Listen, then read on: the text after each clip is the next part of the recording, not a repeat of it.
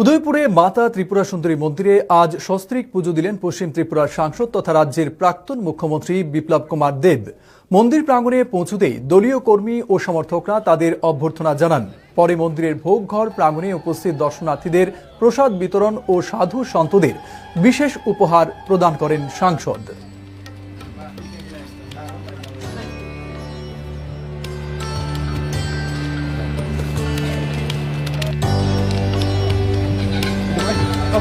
ভাই